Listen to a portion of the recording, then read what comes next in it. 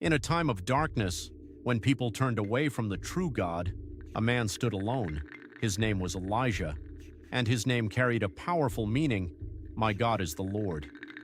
Israel had fallen into deep spiritual confusion. King Ahab ruled the land, and under his leadership, people began to worship false gods, especially Baal.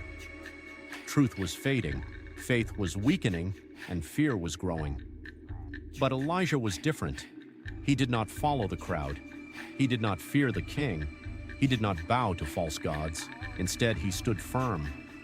One day, Elijah appeared before King Ahab and delivered a bold message: there will be no rain, no dew, except at my word. And just like that, the heavens closed. Days passed, weeks passed, months turned into years. The land became dry, crops failed, people suffered. But Elijah trusted God. God sent him to a hidden brook where ravens brought him food, bread and meat. Even in isolation, God provided. Later, God sent Elijah to a widow in Zarephath. She had almost nothing, just a handful of flour and a little oil. She was preparing her last meal before expecting death. But Elijah said something powerful: do not be afraid. He asked her to trust God, and she did. And something miraculous happened. Her flour never ran out. Her oil never dried up. Because where there is faith, God provides. But Elijah's greatest moment was yet to come. After 3 years of drought, Elijah returned to confront King Ahab. He challenged the prophets of Baal, 450 men, to a test to reveal the true God. They went to Mount Carmel.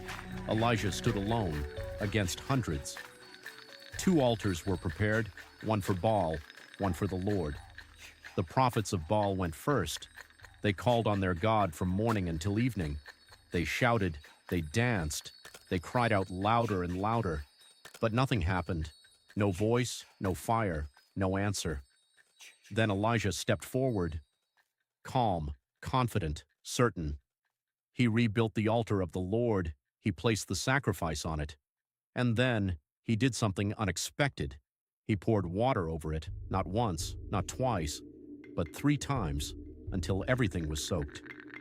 Why? Because when God moves, there will be no doubt. Then Elijah prayed, a simple prayer: Lord, let it be known today that you are God. And suddenly, fire fell from heaven. It consumed the sacrifice, the wood, the stones, even the water. The people fell on their faces and cried, "The Lord, He is God." In that moment, truth was restored. But Elijah's journey didn't end there. After this great victory, fear came. Queen Jezebel threatened his life. Elijah ran into the wilderness. Even the strongest believers can feel tired, can feel afraid, can feel alone. Elijah sat under a tree and said, "I have had enough." But God did not abandon him. God sent an angel, gave him food, gave him rest, gave him strength. Sometimes, what you need is not more pressure, but rest and renewal. Later, Elijah stood on a mountain. There was a powerful wind, but God was not in the wind. There was an earthquake, but God was not in the earthquake. There was fire, but God was not in the fire. And then, a gentle whisper, and in that whisper, God spoke. Because God is not always in the noise. Sometimes, He is in the quiet voice within you. Elijah's story ends in a way unlike any other. He did not die. Instead, a chariot of fire came down from heaven, and Elijah was taken up, carried into glory, a life of faith, a life of courage, a life fully devoted to God. What can we learn from Elijah? Stand strong, even if you stand alone. Trust God, even when things seem impossible. And remember, God answers, not always in the way you expect, but always with power. Your faith matters, your voice matters. And just like Elijah, you were called for a purpose. My God is the Lord.